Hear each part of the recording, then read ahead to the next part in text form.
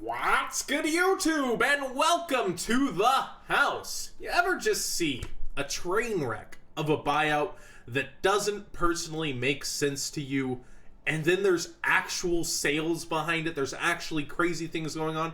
I get there's huge fans of Parshath. I get there's, member gold format, member summoning Parshath. I get it. And I get there's actual practical applications for this card.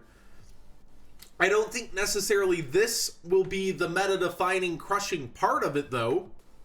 I think it's a bit crazy for it to be the price that it is, and I certainly think it would be like in the next OTS pack. I could easily see this being a common in the next OTS pack. They do reprint things they've reprinted before as commons once again in OTS pack. So that's just my call from right here. We see it at $8 lowest on TCG Player for the common. We see it $25 for unlimited secret rares. We'll see if a first even exists here. And $20 for the supers. People have kind of lost their minds on this. They're trying to fill it back in, and it's just not worth it. Don't go spending your money. Don't be doing this. The lowest first ad at 30. To me, this is a train wreck of a buyout. It's crazy to me.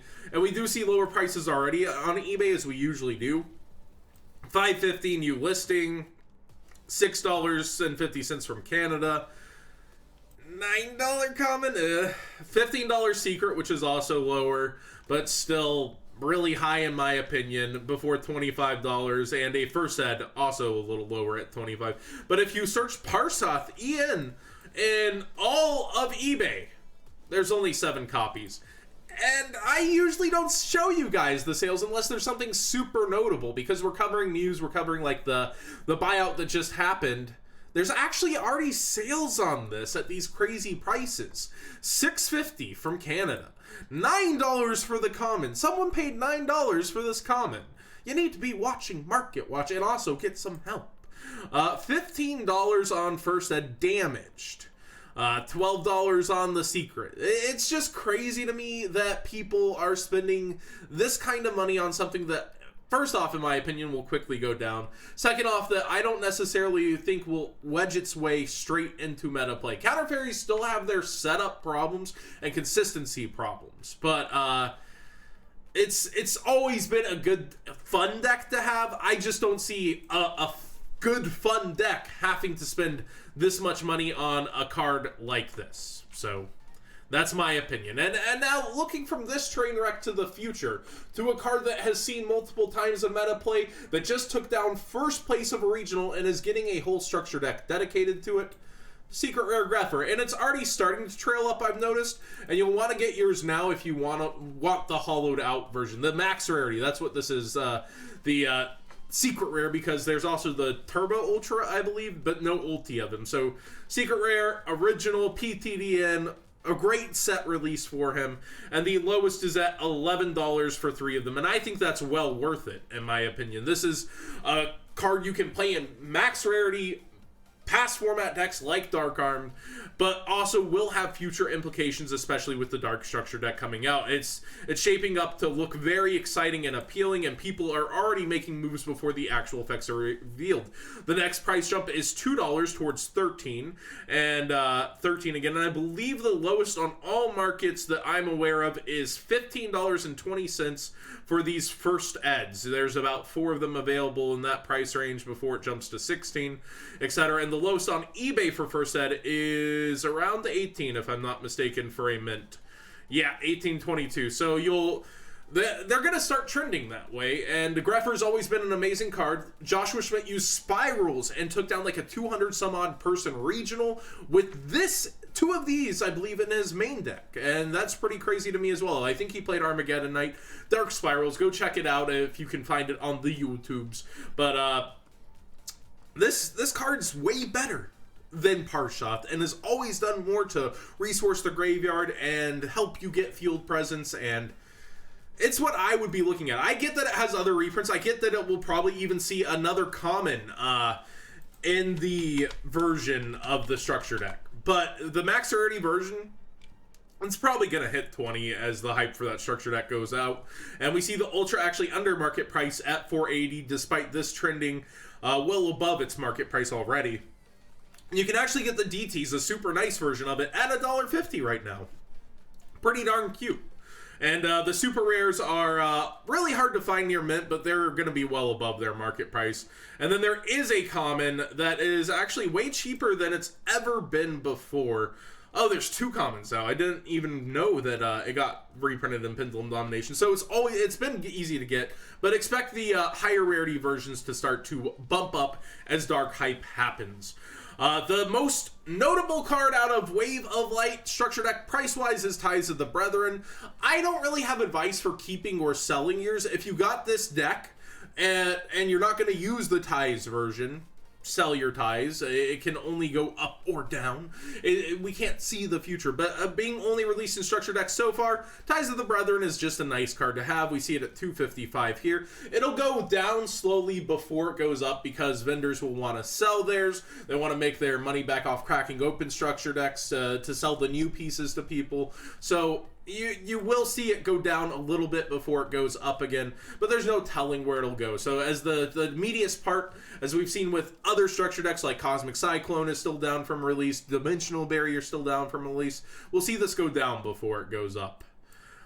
We have Spiral Double Helix. This is the biggest drop I've ever seen of a meta card before it gets straight hit. Like, this card went from $20 down to $3.30 just because people know, they sense it, they feel it in their bones that the ban list is gonna do something to this man's.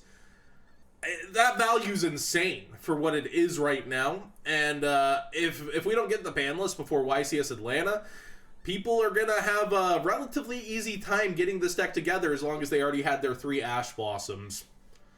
So, I still expect to see this take well over half of the top cut. The diversity, realistically, in regionals is from people getting tired of playing Spirals and wanting to flex and play whatever they want. You still see all the Spirals in the top cut there, like peppering in, taking up half the top cut, but we're seeing really interesting decks because a lot of people are choosing to play whatever they want. So, I do think this deck is still the killer deck. It will still take over half the top cut.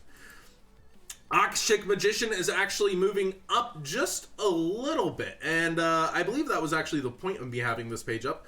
It's at $14.25, lowest on TCG versus $12 market price, and we see the Unlim here at $12.50. It quickly heads towards $14 with just 2 copies below. I think HoC Magician has been a great card. I think like Tornado Dragon, over time, it'll slowly go up as it sees more use and play. Especially, expect this card to really spike should we actually get Security Dragon at some point. But if you're playing the Grinder Golem deck, this is 1,000% necessary. And as Skull Deep is headed towards us, or whatever his new name is, I actually haven't learned his new name. This will be very partial to anyone playing Skull Deep decks, I would feel. You probably want to have this, since we don't have Summon Sorceress either. And yeah, I had the double helixes pulled up separately. We see $375, $380 over here.